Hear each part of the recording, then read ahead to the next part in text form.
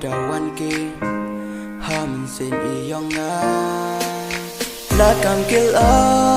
wa per hason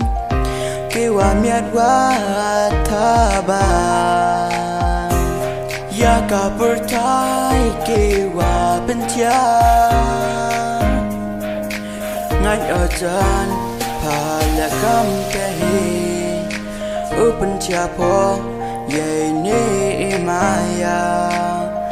ne ba wa kwa unes kan kichirata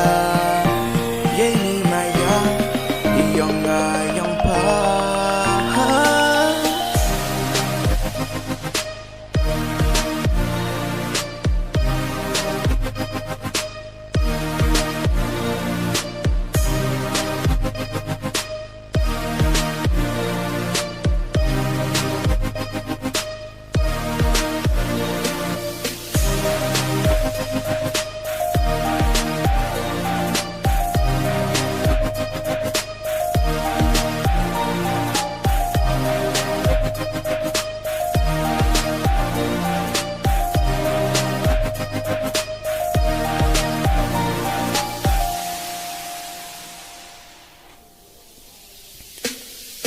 ngày liang iyong cầm qua để nhau hip hop uklang uong let the step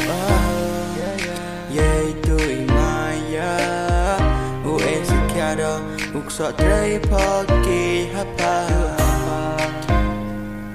cắt qua đằng lai cắt qua đằng mi ki poki si cắt đằng qua unes kam ki ye to I maya ko la na